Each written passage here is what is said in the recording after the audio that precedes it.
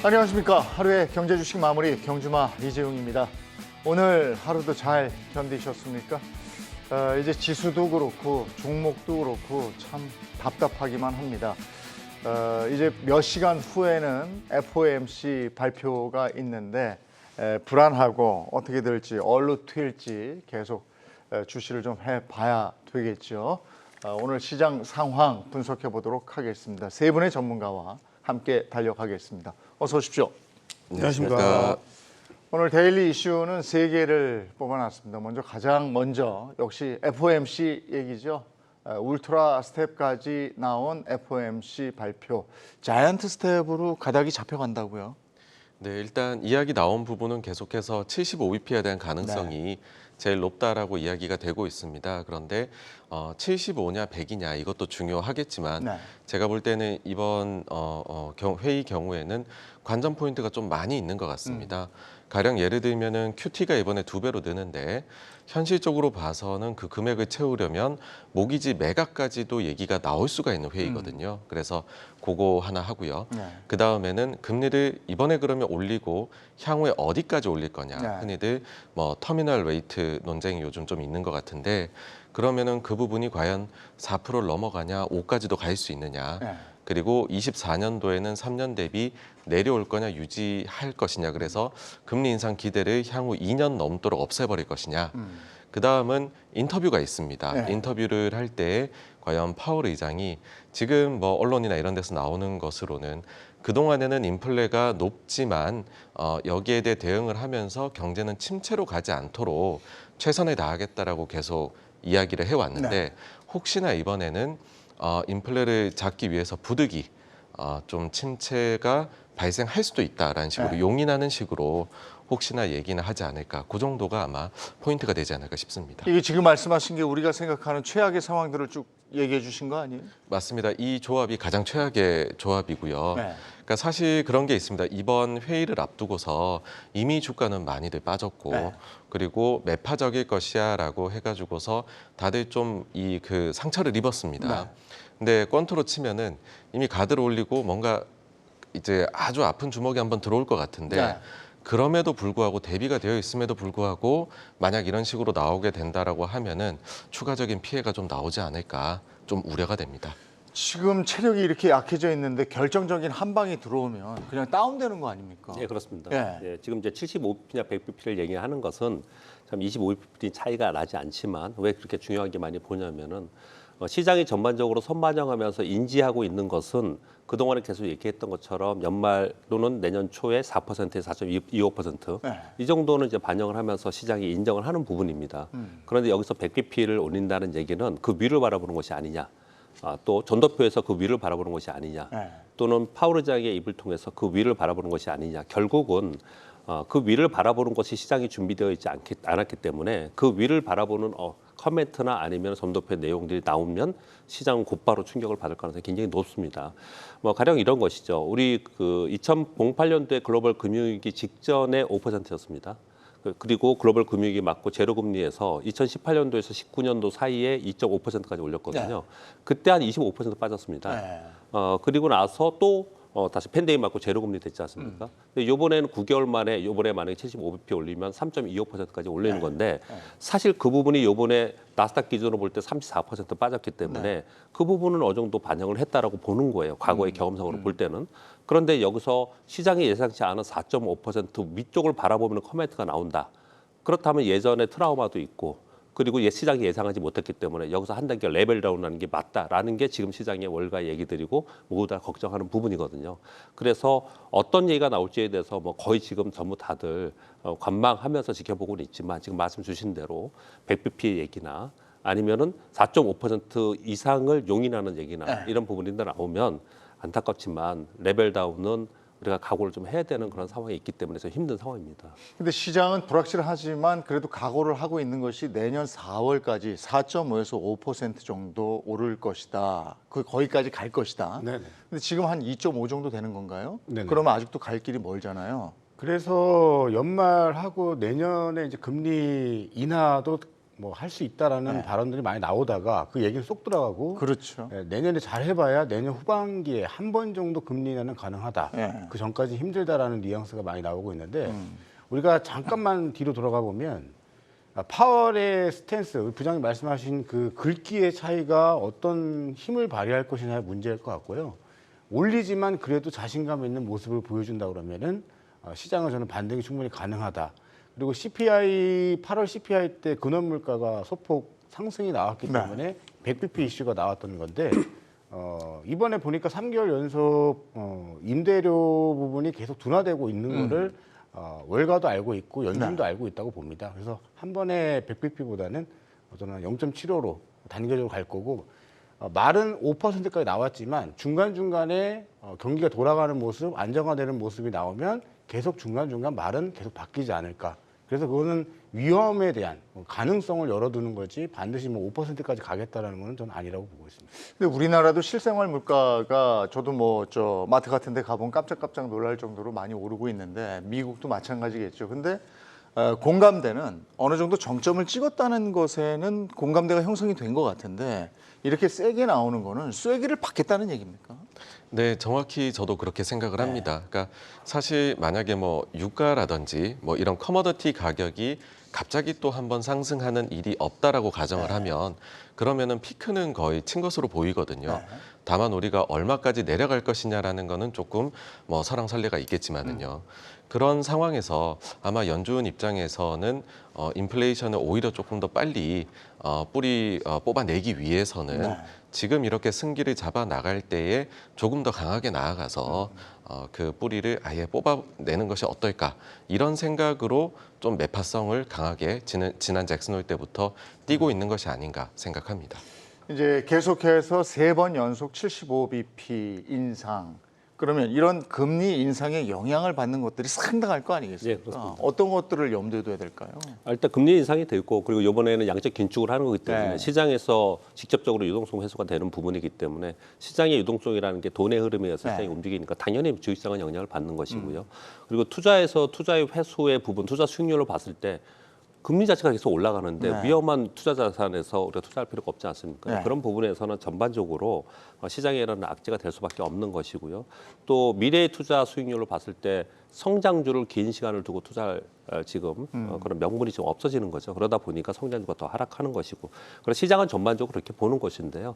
뭐 질문 그렇게 주셨는데 지금 이제 정 대표님 말씀을 잠깐 들으면서 어떤 생각이 들었냐면요. 지금 우리가 걱정하는 걸 심플하게 생각을 해보면 기대 인플레이션 꺾였습니다. 그래서 이미 꺾인 상태이고요. 그리고 CPI나 이런 물가가 고점을 찍고 다시 한번 재차 올라가느니 마느니 얘기는 하지만 우리가 꺾인 것은 거의 대부분 인지를 좀 하고 있습니다. 폴 크루브먼 교수님의 이제 요즘에 자료들을 보면은 이런 얘기들을 하지 않습니까? 결국은 금리를 인상을 그렇게 오랫동안 하지 못할 것이다. 왜냐? 경기 침체가 오기 때문에 그러지 못할 것이다. 이렇게까지 얘기를 많이 하거든요. 이런 전반적인 상황을 봤을 때는 그렇게까지 지금 강력하게 금리 인상하고 또 오랫동안 할 만한 상황인가에 대해서는 우리가 의문점을 갖거든요. 그럼에도 불구하고 걱정을 많이 하는 것은 좀 전에 말씀 주신 게 핵심 포인트라고 저는 생각을 하는데 이번에 확실하게 인플레이션의 기대 인플레를 잡으려고 하는 것 같아요. 그렇게 확실하게 잡아야지만 이후에 이번에 단기적으로 충격이 있다 하더라도 이후에 좋은 일이 남은 거지. 여기서 미적거리면 안 된다라는 것 때문에 그런데 우리는 주식 투자를 하고 있지 않습니까? 근데 그렇게 확실하게 강력하게 발언을 했을 때 당장 겪을 위험, 당장 겪을 내 주식의 손실 이게 있기 때문에 지금 힘든 것이지 전체적인 흐름을 봐서는 그것을 확실하게 짚고 넘어가야 되는 그런 어떤 의지를 좀 갖고 있지 않나 그렇게 생각을 합니다. 세 분 얘기를 들어봐도 내일이죠. 내일 새벽 3시 15분에 파월이 기자회견을 할 텐데 파월은 세게 얘기할 것 같고 그러면 내일 장은 미국 장, 우리 장 다 세게 출렁이겠네요. 저는 뭐 저한테 질문하신 거죠? 네. 저는 그렇게 보지 않고요. 그렇게 보지 않아요? 왜냐하면 충분히 많이 빠져 있고 그리고 모두가 인지를 하고 있는 상태입니다. 지금 파월의 상태, 발언들 다 대중들이 인지를 하고 있기 때문에 100bp가 나오면 충격이 가해질 수 있다. 그러나 우리가 알고 있는 수준의 75bp면은 시장은 어느 정도 반등에 어떤 깃발을 또 꽂지 않을까 저는 이렇게 보고 있습니다. 알겠습니다. 자, 0.75%포인트 FOMC 관련해서 우리가 이슈 첫 번째 것으로 꼽아봤고요. 이번에는 반도체 얘기를 좀 해보겠습니다. 아니 반도체 쪽은 오히려 울트라 스텝을 반기는 상황이다. 이 얘기는 뭐예요? 아마 이제 일각에서는 네. 아무래도 다 이제 수출 위주로 하다 보니까 수출주들 입장에서 환율이 약세가 되면 거기에서 좀 이득을 보는 것이 아니냐라고 생각을 하시는 것 같습니다. 네, 전체적으로 다운일 텐데 네. 이게 잠깐 이익 본다고 좋을까요? 근데 사실 그 환율이 우리나라가 약세가 될 때에 이들 주식이 좋았던 경우는 잘 없습니다. 네. 왜 그러냐면 그런 상황이라는 것 자체가 한국 주식을 하기에 그리 좋은 시장 상황이 왜냐하면 불확실성이 너무 커서 그럴 네. 테니까요. 아니라는 것이죠. 근데 이 점이 이제 어쨌든 수출 기업들 입장에서는 경기가 둔화일 때 가격 경쟁력을 확보를 해 나가면서 좀 도움이 되죠. 그러니까 네. 하락의 폭을 좀 줄이는 데는 도움이 될 겁니다. 그런데 이를 통해 가지고서 곧바로 좋아질 수 있느냐라고 하면은 그 점은 우리 쪽 그 요인 이런 것들보다는 전체적으로 좀 시장이 안정되고 경기가 좀 개선돼야 되지 않나라고 생각합니다. 삼성전자 한번 들여다볼까요? 오늘 52주 신저가 경신을 했는데 이게 이제 우리나라뿐이 아니고 미국도 마찬가지인 게 AMD가 마이너스 1.98%, 엔비디아가 마이너스 1.54% 빠졌어요 오늘. 글쎄 이거 어떻게 보십니까? 지금 이제 반도체와 IT가 많이 하락하는 이유는 이제 팬데믹 때 가수요가 더 굉장히 많았고 네. 초과 수요가 많았고 그것에 의해서 비정상적으로 많이 좋았던 게 좀 약간 정상으로 내려오면서 수요가 줄어들었다 이런 얘기들을 좀 하고 있는 거고 그 다음은 이제 경기 침체 얘기를 논하고 있기 때문에 향후에 수요가 둔화될 것이다. 그래서 전반적으로 IT 수요가 줄어드는 부분은 반도체나 부품이나 이런 부분들에 대해서 매출이 줄어들 것이다. 이게 이제 핵심이지 않습니까? 네. 근데 이건 전체적인 경기의 부분이고요. 좀 전에 말씀 이제 질문 주신 것처럼 그 저도 제목을 보면서 그냥 딱 웃고 말았는데 사실은 환율이 이렇게 올랐다고 해서 그러면 수출주들이 이거 반도체만 얘기를 했는데 수출주들은 사실은 달러를 받아와서 우리나라 원화로 하면은 이익 단위가 늘어난다. 이 논리를 갖고 얘기를 하는 거지 않습니까? 그런데 수출이 똑같은 수출량과 똑같은 수입이 있었을 때 그런 것이지. 네. 전체 사이즈가 줄어드는 상태에서 그렇다라고 얘기하기는 좀 어렵지 않나 이렇게 생각을 하거든요. 그런데 여기에 무조건 폄하할 수 없는 게 실제로 수출이 계속 고정적으로 잘 되고 있는 기업들이 있어요. 네. 근데 그런 기업들은 분명히 이번에 혜택이 분명히 있기 때문에 그것을 옥석을 갈려야 되는 부분은 분명히 맞다고 생각하고요. 네. 근데 반도체 부분을 좀 말씀을 좀 드리면 사실 반도체가 안 좋다고 얘기한 거는 작년 가을부터였어요. 네. 지금 1년째 된 것 같습니다. 근데 1년이 되고 있는데 지금도 앞으로 더 안 좋을 거야, 안 좋을 거라 얘기를 많이 하고 있거든요. 그래서 주가는 계속 떨어진 상태이고요. 근데 이런 부분들은 지금 현재 글로벌 경기 둔화에서 침체로 간다라고 하는 부분들이 상당 부분 작용을 하고 있기 때문에 그렇다고 생각하거든요. 상당히 심리적인 부분도 영향을 많이 받고 있고 또 우크라이나 러시아 전쟁도 영향을 받고 있다고 생각합니다. 그래서 지금의 분위기에서 경기 침체로 간다라는 쪽이 대세로 지금 가고는 있지만 그런 부분에서 저점이 어느 정도에 형성되는가 부분은 이 IT에 특히 반도체 사이클상으로 봤을 때는 그 사이클상으로는 사실 6개월에 1년 전부터 움직이기 시작을 하거든요. 근데 그렇게 본다면은 상당 부분 저점 라인에서 움직이고 있다라는 의견들이 사실 지배적입니다. 그런데 사지 못하는 거죠. 그렇게 사지 못하는 부분들은 특히 우리나라 삼성전자에서는 왜 그러냐면 우리나라 삼성전자는 대표적인 시가총액 1위 기업이고 외국인들이 들어와줘만 되는데 외국인들이 들어오려면 환율이 떨어져야 되는데 지금 환율이 떨어질 환경이 아니기 때문에 사실 삼성전자가 자기 가치 대비 더 떨어진 부분이 상당히 있다. 그렇게 좀 볼 측면도 있습니다. 그러면 강달러가 좀 풀리면 우리 삼전 담고 계신 분들도 많이 계실 텐데 드라마틱하게 한번 올라주긴 할 것 같습니까? 그건 이제 외국인 수급이 이제 붙느냐 안 붙느냐의 이제 문제일 것 같고요. 지금 시장에서 대두되고 있었던 이 강달러로 인한 수혜, 원래 얘기는 첫 번째로 현대차가 자동차 그룹 쪽에 먼저 나왔었고 감축법에 대한 피해주임에도 불구하고 굉장히 견조했단 말이죠. 그리고 환율이 계속 강세임에도 불구하고 외국인들 수급은 모빌리티 쪽에 계속 매수가 들어왔었고요. 이 현상을 똑같이 지금 만약에 강달러에 대한 수혜라고 본다면 이제서야 반도체에서 그런 얘기들이 나오고 있는 거예요. 저는 일부는 맞지만 절반은 일단 원재료도 우리가 수입을 해와야 되고 부품 같은 거, 장비 같은 것도 수입을 해와야 되기 때문에 어느 정도 상쇄되는 부분은 있지만 그래도 60대 40 정도로 강달러가 수혜를 줄 수 있다고 보고 있고 반도체 쪽 우리 대외 무역 수지 보면 계속 100억 달러 이상씩 계속 수출을 해내고 있거든요. 그래서 저는 이런 부분들은 긍정적인데 우리 부장님께서 얘기해 주신 싼 건 맞는데 끌어올릴 모멘텀의 부족. 충분히 가격도 나아져 있고 IT를 대표하는 대한민국의 반도체 섹터들, 소부장들 보면 보통 PER이 10배 이하로 다 굴러다니고 있고 심지어 3배짜리도 있습니다. 그러니까 너무 싸긴 싼데 여기서 사자마자 올라가길 바라는 마음보다는 좀 녹아 들어가는, 그러니까 악재를 이용해서 녹아 들어가서 그 영역에 묻혀버리는 전략 외에는 딱히 언제 갈 거야, 언제가 신호탄이 돼라고 보는 거는 조금 맞지 않다. 그러나 저는 중장기적 마인드로 접근하시는 분은 정말 좋은 찬스라고 좀 보고 있습니다. 그동안에 어땠습니까? 그동안에 이제 그 기복이 심한 장을 우리가 몇 번을 겪었는데 이렇게 떨어졌다가 올라갈 때 큰 주식들이 먼저 올라갑니까? 역시 조그만 것들이 조금씩 좀 올라가 어떤 형태입니까?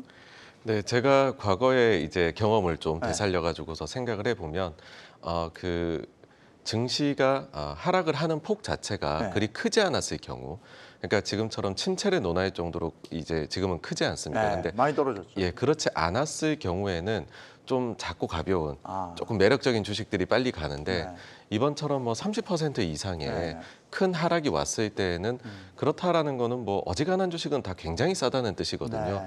그러면 사람들이 나래비를 가장 큰 것부터 눈이 갈 수밖에 없고 기관 투자자들은 현실적으로 큰 자금을 운영을 합니다. 그러니까 작은 주식을 사서 포트를 다 채우기보다는 큰 주식을 바로바로 거래가 잘 되는 걸 사기를 원하거든요. 그래서 보통의 경우에는 이 정도로 크게 상처를 입었을 경우에는 대형주들이 먼저 반등하는 그림이 나왔던 것으로 기억을 합니다. 부장님 경험에도 그런 겁니까? 네, 그렇습니다. 그냥 뭐 쉽게 생각을 하시면요. 우리 외환위기 때 경험 있으시지 않습니까? 그리고 글로벌 금융위기 때도 있었고 위험하면은 우리 대마불사라는 말 많이 들어보셨죠? 네. 큰 기업, 중요한 기업 살리고 조그만 기업들은 그냥 죽어나가도 그냥 좀 냅두고 이런 경우가 많았고요. 그래서 큰 기업들부터 올라온 거고요. 그리고 여러분들이 경험상으로 보더라도 일단 지수 관련주가 대형주가 올라오고 나서 지수가 안전된 상태에서 그리고 나서 중소형 개발주 정도가 장세가 되는 거거든요. 그래서 대형주 먼저 움직이는 게 분명히 맞습니다. 그런데 이제 지금의 우리나라에서 대형주는 이제 반도체가 올라와야 되고 삼성전자가 올라와야 되는데 아까 삼성전자를 잠깐 논했지만은 삼성전자가 쉽게 우리가 판단하지 못하는 부분이 환율 부분도 상당히 있지만 또 하나의 부분은 지금 미중 갈등이에요. 그래서 미국이 지금 인플레 감축법 얘기를 하면서 자꾸 2차 전지 그리고 전기차 그리고 반도체 이쪽 부분을 자꾸 얘기를 하고 있기 때문에 그 사이에 틈바구니에 있는 상태에서 그 지금 그 법이 인텔법이라고 얘기하는 정도로 지금 인텔을 어떻든 간에 지금 끌어가면서 미국이 지금 진행이 되고 있지 않습니까? 그래서 사실 반도체 섹터를 길게 놓고 봐도 상당히 어려운 난관들이 상당히 있습니다. 그런 부분들을 살펴봤을 때 삼성전자가 끌고 가는 게 쉽게 나올 수 있겠느냐. 만약에 간다면 삼성전자가 말씀 주신 것처럼 끌고 간다. 그건 당연한 얘기예요. 그래야지만 다른 것들이 올라오는 거거든요. 그런데 그러기에 쉽지 않은 환경이라서 저는 어떤 각도로 좀 보냐면은 꼭 삼성전자만이 아니라 삼성전자를 제가 나쁘게 보는 게 아니고요. 삼성전자 지금 저평가되어 있다고 생각합니다. 다시 올라올 거라고 생각하는데 삼성전자가 아닌 다른 대형주가 삼성전자에 맞먹는 대형주가 나와서 시장을 끌고 갈 수 있는 게 무엇인가도 고민을 해야 된다. 그렇게 좀 생각을 합니다. 근데 지금 이제 그 우리가 반도체 얘기를 하다 보니까 수출입에 대한 얘기도 나오고 자연스럽게 그게 한국 경제에 대한 얘기, 주가 전반에 대한 얘기를 하게 되지 않습니까? 근데 지금 우리 무역 적자가 심각한 수준에 지금 환율 얘기를 안 하고 갈 수는 없는 건데 이런데 다시 턴할 수 있는 시기가 곧 올 수가 있겠는가에 대한 의문이 또 드는 거거든요. 네네. 저는 곧은 힘들지 않겠는가. 이러한 분위기가 당분간 계속 이어질 것 같고요. 강달러를 유지해서 유리하게 가고 있는 나라가 미국이고 또 강달러를 쉽게 포기할 생각도 없고 또 금리 인상 절차도 우리가 다 가이드라인을 알고 있지 않습니까? 당분간 1, 2년은 계속 강달러가 유지될 거고 계속 어떤 국가 간의 모듈화가 돼서 서로 경쟁 상태로 이제 접어드는 단계이기 때문에 이건 무역 수준이 계속 좀 안 좋지 않을까. 그러려면 그 안에서 그래도 살려줄 수 있는 우리 대한민국의 어떤 업종이라든가 산업을 살려줄 수 있는 몇몇 기업들이 나와야 되는데 나오고 있었죠, 사실. 근데 이번에 바이든이 대놓고 이렇게 우리를 저거 하니까 좀 그거 불안한 거죠. 미래가 어두워지고 있고 좀 걱정이 되긴 합니다. 근데 제가 뭐 어떻게 될 거다라고 단도직입적으로 답변을 못 드리지만은 암울한 건 사실입니다. 어제도 저희가 바이든의 입에 대해서 다시 한번 저 얘기를 해본 적이 있는데 그 엔데믹, 코로나 뭐 관련 발언 그렇게 해서 항공주는 떴지만 또 코로나 관련해서 백신 관련 뭐 바이오 이런 건 다 떨어졌단 말이죠. 네네. 그거 어떻게 들으셨어요?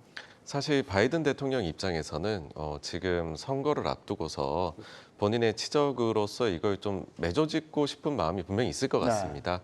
다만 근데 현실적으로 봤었을 때는 뭐 계속 많이 줄어들고는 트렌드는 줄어들고는 있지만은 여전히 확진자가 꽤 많이 글로벌에 나오고 있는 상황에서 모든 그런 제한 조치를 푼다는 것은 좀 무리일 것 같고요. 다만 지금으로 흘러간다. 이 추세를 봤었을 때는 결국에는 시간의 문제이지 제한을 푸는 쪽으로 위드 코로나 아니면 그 이상을 가는 것은 맞지 않느냐라고 생각을 합니다. 예. 바이든이 엔데믹 얘기하고 백악관이 화들짝 놀래서 그거 아니에요 이렇게 얘기를 했어요. 그래서 그런지 간밤에 미국 항공주 다시 원상복귀했잖아요. 그렇습니다. 그건 또 어떻게 보셨습니까?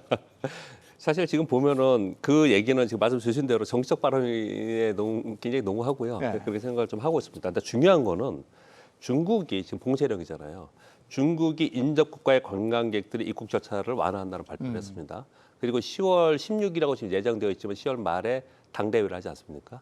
그래서 중국의 입장이 가장 중요하다고 저는 생각합니다. 거기에 지금 우리나라도 이제 일본은 지금 PCR 검사 면제되고 있고, 뭐 일본은 지금 워낙 엔저 때문에 지금 이제 외국자 달러를 갖고 이제 들어오게끔 하려고 이제 그런 정책을 내놓지 않습니까? 우리나라도 그렇게 지금 하려고 있는 상황이에요.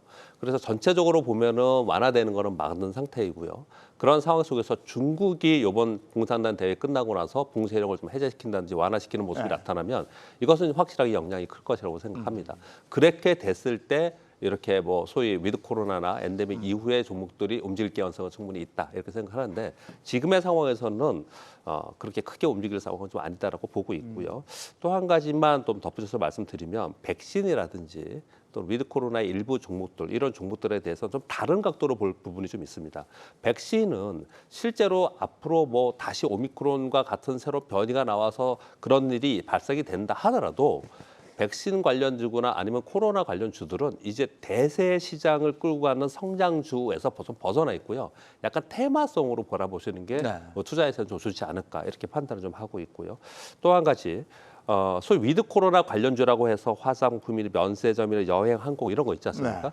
이거는 팬데믹 관련해가지고 그동안에 올랐다 내렸다를 많이 했는데 그것의 영향을 지금도 받고는 있지만 사실은 그보다 더 영향을 많이 주는 것은 대중국 관련 정치적 문제입니다. 그래서 미중 갈등 속에서 중국이 우리나라에 얼마큼 제재를 하느냐 아니면 푸느냐 완화하느냐 이런 부분들이 훨씬 더 강하게 작용하지 않을까라고 생각합니다. 리오프닝 관련 주식은 확실히 코로나도 코로나지만은 중국이 어떻게 나오느냐, 중국이 경기가 풀리느냐 이게 굉장히 민감하게 작용을 하는 거고 어제 바이든의 입을 통해서는 또 헬스케어 쪽도 미국도 그렇고 우리도 그렇고 다 떨어지지 않았습니까? 그러니까 엔데믹 선언을 해버리니까 백신의 존재 가치가 이제 둔화된 게 맞고 반대급부인 리오프닝이 반사이익으로 움직인 게 맞는데 모든 뭐 공공 절차라든가 뭐 보건 의료 시스템은 그대로 유지한다라고 했기 때문에 말장난에 지나지 않았다. 요즘 우리 바이든 씨가 둥둥 떠다녀요. 지금 뭐 지지율도 40% 돌파 이후에 피치를 한번 올려보자 해서 이제 진행한 것 같은데. 중요한 건 저는 다른 각도 이면을 보면 바이든을 얘기해서 그 종목군들이 빠지고 올랐다도 볼 수 있지만 서열 3위인 또 이름은 또 제가 기억이 안 나는데 또 서열 3위가 중국에서 방문했지 않습니까? 굉장히 깍듯이 우리 윤통께서 깍듯이 대했습니다. 중국에서 난리가 났습니다. 이런 대우를 받았다. 한국에 대해서 친화적인 신문 기사들이 많이 나왔어요. 그것 때문에 영향을 준 걸 수도 있습니다. 어쨌든 중국 입장에서는 한국과 미국의 대립각을 원하거든요. 근데 펠로시를 우리가 또 팽했던 부분이 있지 않습니까? 이런 부분들이 계속 얽히고 설켜가지고 종목에 좀 높낮이가 나오고 있는데 제가 봤을 때는 파라다이스라는 종목은 바닥을 잡고 이미 리오프닝의 어떤 방향성을 잡아주면서 올라갔고요. 그다음에 아직 못 가고 있는 게 화장품이었는데 어찌됐든 바닥권에서 돌아서려고 노력하는 모습들, 뜬금포로 호텔 신라가 바닥에서 한번 장대 항목이 터지는 모습들, 이거는 시장이 던져준 어떤 변화의 조짐으로 일단은 보는 게 맞지 않겠는가 이렇게 보여지고 있습니다. 이제 중국의 얘기를 우리가 저 리오프닝 관련해서는 안 할 수가 없는데 중국이 그러면 이제 봉쇄를 완전히 풀고 근데 그럼에도 불구하고 중국이 지금 저 부동산 뭐 이런 것 때문에 계속 불안불안하잖아요. 네, 맞습니다. 사실 중국의 부동산 문제가 네. 큰 뇌관이 될 수 있는 그런 상황이긴 합니다. 그런데 앞서 말씀해 주신 그런 뭐 재개방이라든지 네. 이런 거랑 엮어서 말씀을 드리자면 아마 절차가 그렇게 되겠죠. 이번에 재개방을 하기 전에 중국은 mRNA 백신을 지금 안 맞았다 보니까 네. 그게 만약에 전체적으로 일정 수준 이상이 맞고 그 다음에 리오프닝을 재개를 이제 시작을 하게 된다라고 하면 지금 중국이 뭐 금리도 내리고요. 그 다음에 돈도 뭐 여기저기에 좀 풀고 하는데 그보다 더 재개방하는 것이 훨씬 더 큰 경제 부양책이 될 수 있지 않겠느냐라고 생각을 해서 의외로 그쪽의 문제도 해결이 되는 것은 아니지만은 뭔가 터지지는 않은 상황에서 경제가 조금 소프트닝 되는 그런 과정도 거칠 수 있다. 그런 시나리오도 존재할 수 있다라고 봅니다. 우리가 미국하고 중국을 놓고 보면 미국 쪽으로 좀 더 가까이 가는 경향을 보인 게 사실인데 근데 미국도 우방국을 향해서 같이 갑시다라고 하고 이번에 하는 거 보니까 혼자 가려고 그러는 것 같은데 이렇게 되면 그 우방국이나 연합국들이 딴 데로 갈 수도 있어서 미국도 곤란할 텐데 그죠? 쉽지 않지 않겠습니까? 네. 예를 들어서 콕 집어서 우리나라라고 한다면 지금의 상황에서 우리가 미국이 이렇게 나오냐? 그러면 우리가 딴 데 가겠다 쉽지 않을 거라고 생각이 들고요. 그래서 결국은 미국을 추종해서 갈 수밖에 없는 거고 심지어 지금 말씀 주신 것처럼 이런 걱정을 많이 하잖아요. 미국이 와서 우리 자기네 국가에 들어와서 공장 짓고 전기차 만들고 배터리도 여기서 만들고 제로품도 여기서 쓰고 이렇게 자꾸 매달리다가 나중에 미국이 돌아서면 어떻게 하려고 그러냐 이런 걱정하시는 분들도 사실은 있어요. 네. 그렇지만 현실적으로 그럴 수밖에 없는 상황이고 또 우리는 지금 주식 투자를 논하고 있는 상황이지 않습니까? 주식 투자자 입장에서는 지금 현재 대세가 가는 길에 추종해서 거기서 수익이 나는 쪽에 가야 되기 때문에 지금은 그걸 추종할 수밖에 없는 현실적인 상황이고 그 이유는 다른 것들을 좀 봐야 되는데 그러면서 한쪽으로는 계속 중국을 보지 않습니까? 근데 중국은 굉장히 중요합니다. 아까 환율 얘기할 때도 우리나라의 지금 무역 수지 적자가 굉장히 큰데 이건 뭐 제 의견이 아니고 무역 수지 적자에 대해서 정부 당국자의 말을 빌리면 이렇게 얘기합니다. 중국이 지금 봉쇄령을 하고 있기 때문에 그 영향이 굉장히 크다 이렇게 얘기를 많이 해요. 그래서 그게 풀리고 나면은 무역 적자에서는 우리가 벗어나서 흑자로 갈 수 있다 이렇게까지 표현을 좀 하고 있는 상황이거든요. 근데 이것은 무역 적자가 계속 된 상태에서 당연히 무역 적자가 되니까 뭐 들어오는 달러보다 나가는 달러가 더 많다 보니까 무역 적자가 나는 거고 그러면은 원화가 그러니까 그렇게 되니까 원화가 약세가 되는 거고 원화가 약세가 되니까 외국인들이 우리 시장에서 파는 거고 이 악순환 연결고리가 계속 되고 있는 상황이기 때문에 중국이 경제가 좋아지거나 또는 봉쇄령이 풀어지면서 변화되는 것은 우리 굉장히 중요하다는 거거든요. 그래서 한쪽 출기로는 미국을 벗어나서 우리가 갈 수 있는 다른 길을 모색하느냐는 현실적으로 쉽지 않다라고 생각을 합니다. 그래서 거기에 추정하면서 가는 거고 심지어 미국만이 아니고 테슬라에서 배터리 4680 배터리 한다고 하는데 모두 다가 그걸 지금 한다고 하지 않습니까? 그러다가 그런 생각 안 해보셨습니까? 만약에 테슬라가 그거 안 하고 전고체 배터리 한다든지 뭐 다른 배터리 사양을 한다고 만약에 해요. 전부 다 거기 지금 매달려 있는데 그런 걱정거리는 분명히 있지만 현실적으로 벗어날 수 있는 상황은 아니다. 그래서 거기 추정해서 가야지만 거기서 어떻든 수익이 나는 거고 주가의 움직임이 있을 것이다. 생각합니다. 이번에는 저 섹터 관련해서 하나 점검해 보겠습니다. 이커머스 관련해서 지금 계속 하락되고 있는데 쿠팡은 요즘에 좀 간다면서요? 이래서 좀 오버 아닌 오버가 될 수 있는데 최근에 간 건 맞는데 그 남들 갈 때 엄청 빠진 폭이 크죠.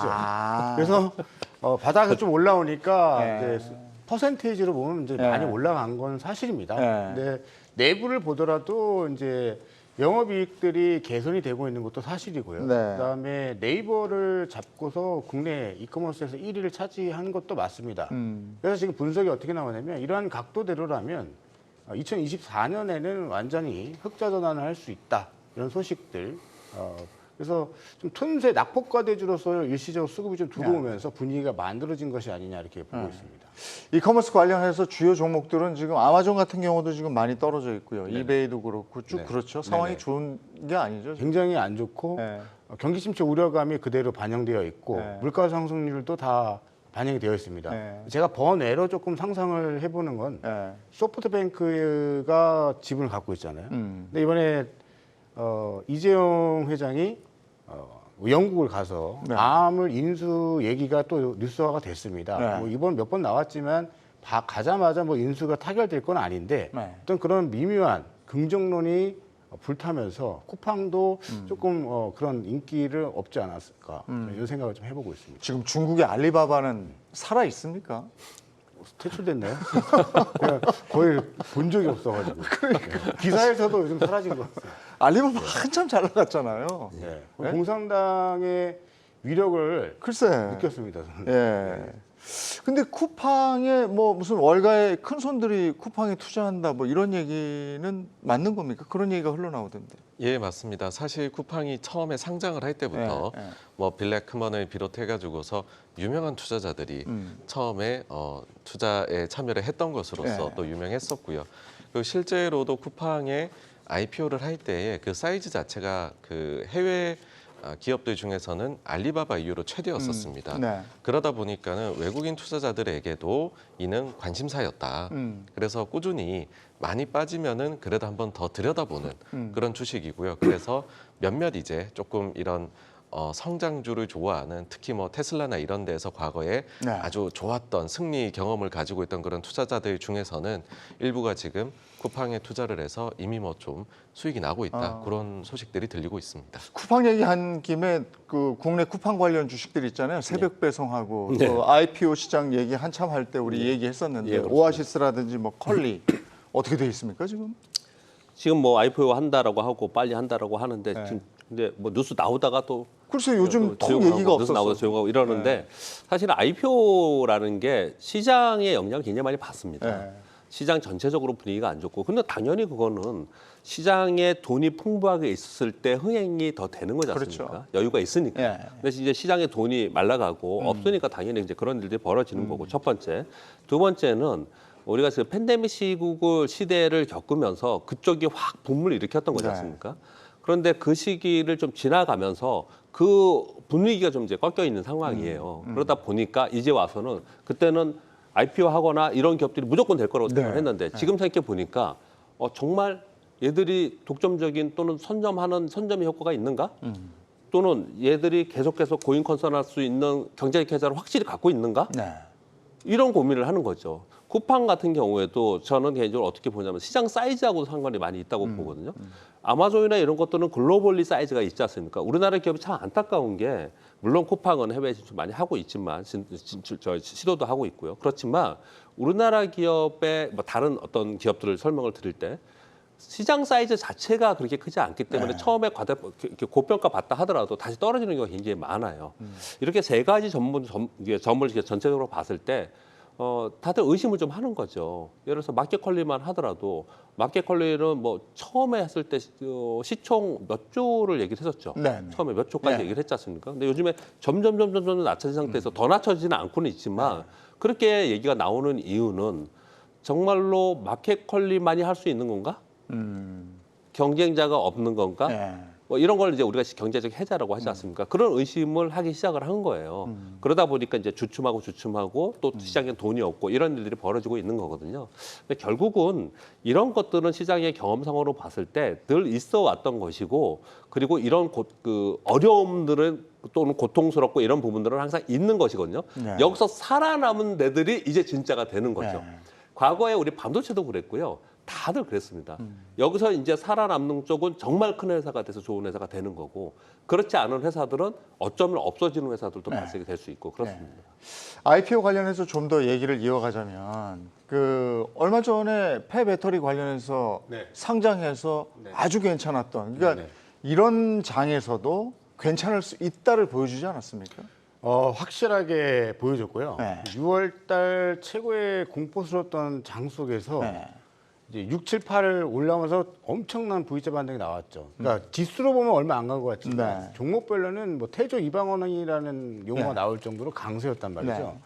네. 그걸 빗대어서 지금 시장을 보면 될 수 있는 업종은 다시 한번 나올 것 같아요. 근데 그것이 여전히 태조 이방원이냐 그거는 우리가 지켜봐야 되는데 자, 폐배터리는 전 세계 글로벌 메가 트렌드였습니다.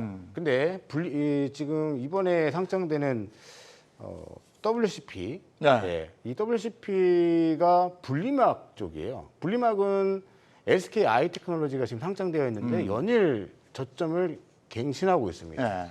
그러면 이 분위기에서 상장을 준비한다고 해서 과연 수요가 마켓 컬리와 같은 현상이 나타날 거라고 저는 보고 있고요. 매력도가 많이 떨어집니다. 일단 고정비가 분리막 사업 같은 경우에 고정비가 많이 들어가서 보통 수익 달성하는 데까지 굉장히 오랜 시간이 걸리고요.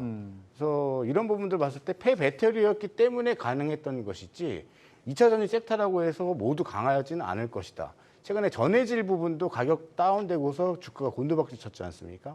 그러니까 업종 내에서도 섹터를 나눠야 되고 그 중에서도 대장주로만 가야 되는 지금 현상이 벌어지고 있습니다. 그래서 크게 저는 이번에 IPO 준비하는 모든 기업들은 마켓 컬리도 계속 보류하고 연기하는 것처럼 그런 현상이 나올 수도 있다.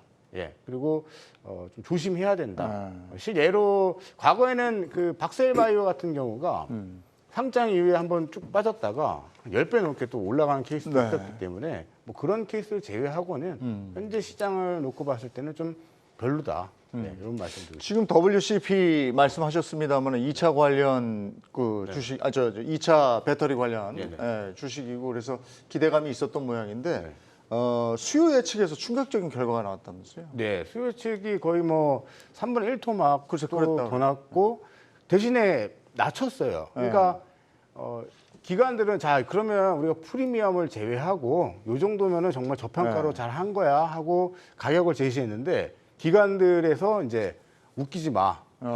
그거 더 안 돼. 싸줘야 돼. 안 돼. 이러고 있는 거죠. 그러니까 실패라고 저는 이제 보는 거죠. 거기다 SK 아이테크놀로지 같은 뭐 여타 다른 섹터들이 좀 강세를 보여주고 동박도 좀 강세 보여주고 분리막 SK 아이테크놀로지도 강세 보여줬으면 대 이쁨을 받았을 텐데 지금 여건이 전혀 그렇지가 않습니다. 근데 어쨌든 하겠다는 거잖아요. 네, 하겠다는 건데 실패할 가능성이 크고 만약에 물량을 받았다 그러면 일정 부분 주가 하락은 예상을 좀 해야 되지 않을까.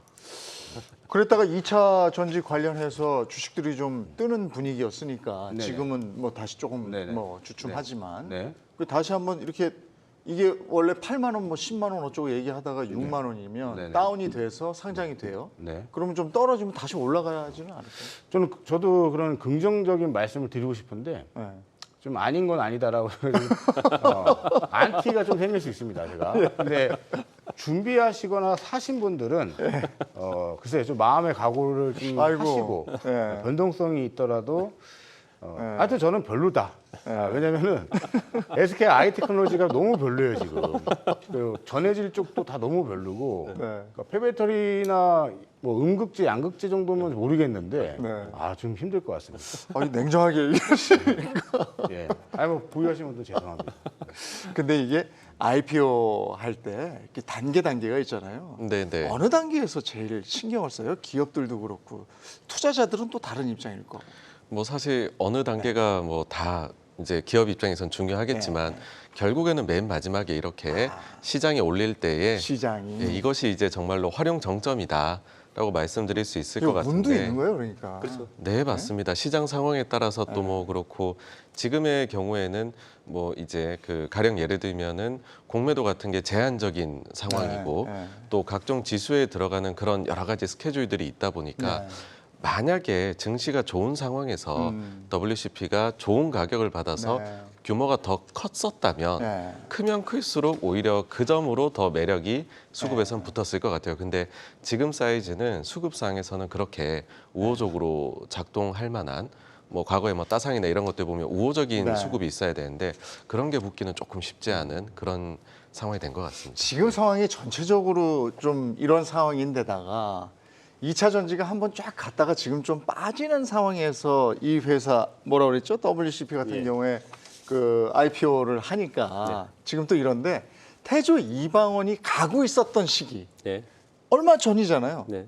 이때 상장됐으면 또 상황이 달라지는 거 아니에요? 그럼요. 제가 비교를 한번 해드려 보겠습니다. 실적 발표를 하지 않습니까? 실적 발표 어느 시즌이에요. 근데 시장이 좋거나 그 섹터가 좋은 상태에서 실적 발표가 딱 나오면 네. 조금만 잘 나와도 주가는 엄청나게 반응을 하잖아요. 네.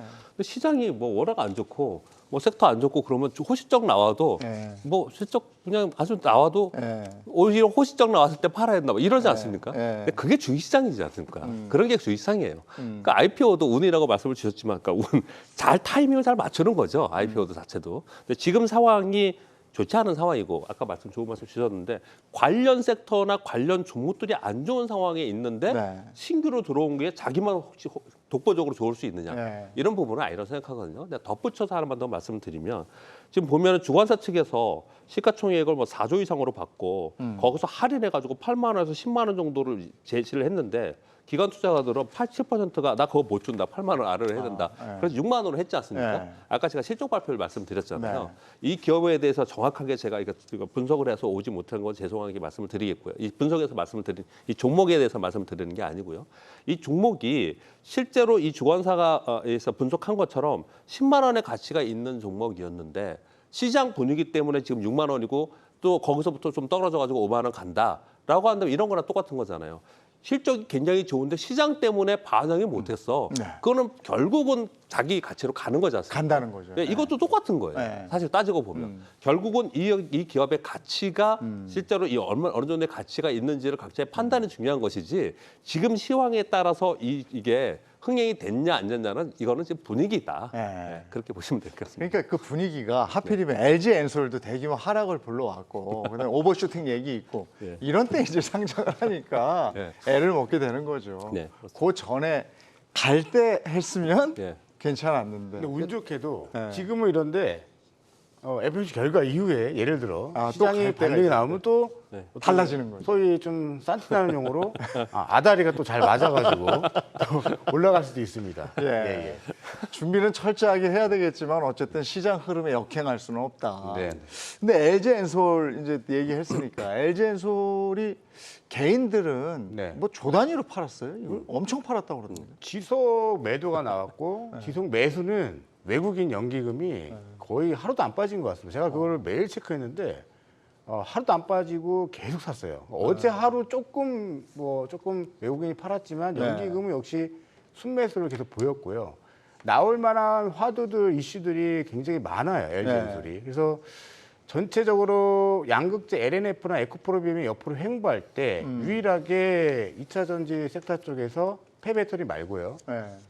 같이 우상향으로 따라가줬던 게 LG 엔솔입니다. 네. 명실상부 대장 역할을 했고 6월달 저점 보호해서 물량 풀리면서 그 물량을 받아먹는 모습이 계속 나오면서 네. 끝까지 우상향을 했는데 지금 자리는 좀 쉬어가는 타이밍이 될 수 있는 위치이다. 이렇게 이 정도 보고 있습니다. 지금 이제 이런 하락장에서 또 힘든 이 장에서 그래도 주식 시장을 강건하게 받쳐줬던 것이 계속 얘기하는 태조 이방원 빼야 주식이었는데. 될 것 같습니다. 예, 이제 아니 다 빠지는 것 같아요 이제는. 이게 원만 빼는 게 아니고 이건 새로운 주도주가 좀 이러면 나타나줘야 될 텐데 아직 그렇게 확실하게 보이는 건 없는 것 같아요. 네, 맞습니다. 지금은 사실 근데 이런 부분들이요. 나중에 조금 올라가고 나면 또 이름이 붙여지는 그런 경향들이 있기 때문에 지금 저희가 발견을 못하고 있는 것일 뿐이지 결국에는 또 여기에서 넘어가고 기존에 있던 주도주 중에서도 몇 개는 또 거기에 살아남아가지고 남아있고 네. 뭐 이런 식으로 흘러가지 않을까 생각합니다. 네. 그래도 여기에 대부분 그 괜찮은 주식 섹터들이 담겨져 있기 때문에 네. 요거는 지금 침체기라 이렇지 다시 가지 않겠습니까? 근데 이게 테마인지 주도 섹터 또는 주도 종목이 될 건지를 나중에 알게 되는 거잖아요. 네. 그러니까 주도 섹터나 주도 종목들은 시장을 끌고 갑니다. 네. 근데 이번에는 시장을 끌고 가지 못했지 않습니까? 네. 그러니까 지금은 그런 것들이 테마로만 엮여져 있지만 이들이 올라가고 해서 시작을 하면서 얘들이 시가총액이 높아지면은 그러면 시장을 끌고 갑니다. 네. 그럼 이제 확실하게 주도주라고 얘기를 하는 거거든요. 사실 태조 이방호이라는 얘기들이 뭐 한간에 많이 있지만 거기서 2차 전지는 시가총액이 높아요. 네. 그러다 보니까 2차 전지의 움직임을 확실하게 지금 자리를 잡은 거거든요. 네. 근데 그러면서 다른 것들에 비해서 가만히 보면요. 다른 것들은 낙폭이 굉장히 변동성도 크고 낙폭이 큰데 시가총액이 높은 2차 전지 쪽은 그러지는 않아요. 그런 측면에서 향후에 이 안에서 주도주가 나올 가능성은 충분히 있다. 네. 그냥 이건 안 된다라는 게 아니고 충분히 있다라고 보시는 게 맞을 거라고 생각을 하고 있고요. 그리고 시장이 약세일 때 이런 것들이 나왔다라는 거는 왜 나왔겠습니까? 이익 성장이 있기 때문에 이런 것들에서 네. 각광을 받은 거기 때문에 향후의 가능성이 다른 것보다 더 있을 가능성이 높다. 이렇게 보시면 어떤가 생각을 하고 있고요. 그리고 LG에너솔루션 아까 말씀 주셨는데 이건 관심이 많으시니까 자꾸 저도 네. 잠깐만 언급을 드리면요. LG에너솔루션이 사실 이걸 가치를 따질 수는 없어요. 지금 현재 1조 2천억 정도 영업이익 나죠 올해요. 예. 그 정도 1조 정도 이렇게 나는데 시가총액 110조지 않습니까? 네. 만약에 삼성전자랑 비교를 해볼게요. 삼성전자는 영업이익이 50조 아닙니까? 네. 근데 370조 정도 돼요. 그러니까 이제 비교가 안 되지 않습니까? 네, 네. 근데 그걸 가지고 자꾸 그 논리로 따지면 주투자를 잘 못해요, 사실은. 그 기업의 이익 성장을 계속 바라보고 가는 거지 않습니까? 근데 LG엔솔을 이만큼까지 계속 이렇게 좋게 보는 이유는 전기차의 침투율입니다. 네. 지금 중국이 2년 전에 5%, 5.2%였는데 올해 30% 정도까지 된대요. 근데 엄청난 시장이죠. 근데 안타깝게 우리가 지금 거기에 못 들어가고 있는 거고요. 네. 그러니까 우리는 어디를 봐야 되냐면 유럽과 미국을 봐야 되는데 미국이 작년에 5%였고 올해 8%뿐이 안 된답니다. 네. 그러면 전기차 침투율이 높다는 거는 전기차가 어마어마하게 시장이 커진다는 거지 않습니까? 거기에 이제 들어가서 이제 해야 되는데 우리 K배터리가 거기에 지금 거의 선점해서 물론 CATL이 있지만 들어가 있는 상황이기 때문에 그 성장성을 바라보고 가는 거지 않습니까? 네. 그런데 주가가 그러면은 왜 이렇게 고평가됐다가 또 떨어지고 이러느냐? 이거는 그 안에 수급적 요인이 상당히 있는 겁니다. LG에너솔루션이 처음에 상장해서 고점이 59만 8천 원 정도 돼요. 네. 그 다음에 55만 원, 54만 원 정도에 있다가 아까 말씀 주신 것처럼 외국인과 특히 연기금은 계속 샀어요. 네. 저점이 얼마였습니까? 35만 2천 원이었어요. 그러면 엄청나게 손실이 나 있는 상태잖아. 물론 아마도 패시브 전략이기 때문에 전체 인덱스에서 비중 있게 가져가는 거겠죠. 계속 롱텀으로 가져가겠지만 손실이 난 상태에 있는 상태에서 요번에 50만 원 살짝 넘겼지 않습니까? 네. 그럼 당연히 그냥 만약에 연기금이나 외국인이 아니다 하더라도 기관들의 입장에서도 이만큼 올라온 상태에서 그러면 전체 고생했다가 올라온 부분도 개인처럼 그런 마음도 있겠지만 전체 비중에서 그동안 계속 샀기 때문에 비중이 높아졌겠죠. 그러면 전체 포트폴리오라는 게 펀드 매니저 입장에서는 비중이 어느 한쪽으로 너무 비대하게 높아지면은 그쪽을 줄이면서 다른 쪽으로 가야 되는 게 맞는 거거든요. 그렇기 때문에 매도가 좀 나오면 사모펀드는 이쪽에서 매도 나왔거든요. 투신이나 그런 매도가 좀 나오면서 다시 내려온 겁니다. 이런 과정을 겪으면서 또 다시 이익이 늘어가면서 다시 올라갈 수 있고 이런 것들을 바라보고 가야지. 그러면 좀 내리면은 얘 성장성 끝났나? 2차 전지이 안 되나? 이런 부분은 아니라는 거죠. 네. 예. 네. 아까 그 원전 쪽은 왜 그거는 빼려고 그러신 거예요? 앞으로 성장 가능성이 없는 거예요? 수주 그러니까 모멘텀만 좀 이렇게 돼 있는데 네. 수주 이번에 3조 원짜리 수주한 거 보니까 핵심 기술은 못 하고 주변 건설 쪽으로 수주가 됐어요. 그래서 네. 저는 또 아리백을 지금 삼성전자가 외치고 있지 않습니까? 네, 네. 그러니까 지금 우리가 아리백을 해서 신재생에너지를 쓰고 싶은데 쓸 에너지가 부족합니다. 그래서 이 부분을 계속 키워가는 방향성은 유럽, 미국 다 동일한 상황이기 때문에 태양광과 풍력 쪽을 오히려 계속해서 봐야 되는 것이고 태조 이방원이 쉬었다가 다시 갈 수는 있어요. 네. 다시 갈 수 있는데 저는 거기서 원은 좀 과감하게 제외하자. 조선과 2차 전지도 논외예요. 이거는 네. 자기 스스로 자생하고 있는 또 다른 밀림 같은 구역이기 때문에 2차 전지는 번외로 하고 제가 조심스럽게 이제 보고 있는 건 태풍, 자반조. 태풍 자반조요? 예. 자는 자동차, 네. 반은 반도체, 네. 조선은 유지, 조선주. 아, 유지. 근데 쉬었다가 갈 수 있는데 조선주는 하반기부터 실적이 이제 꽂히기 시작한답니다. 합니다. 수주해 놓은 걸.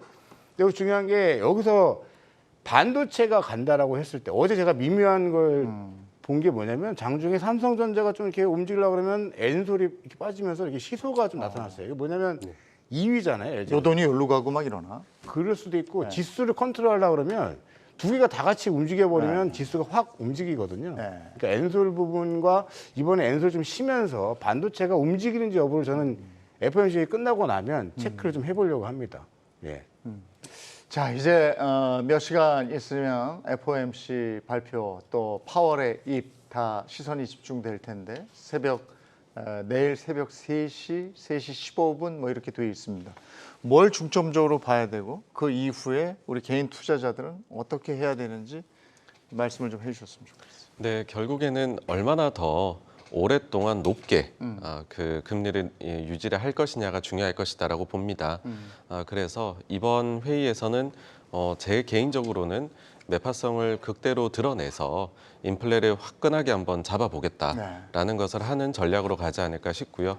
그렇게 맞섰을 때에는 23년도에 지금보다 더 높은 금리, 그리고 24년도까지는 아마 금리 인하가 없는 방향으로 일단은 내지 않을까라고 봅니다. 네. 뭐 매일매일이 중요합니다만은 내일 굉장히 중요하네요. FOMC 발표 있고 통화 스와프 얘기, 뭐 IRA 법안 관련해서 다양한 논의들 역시 내일 한국 시간으로 내일 진행될 예정입니다.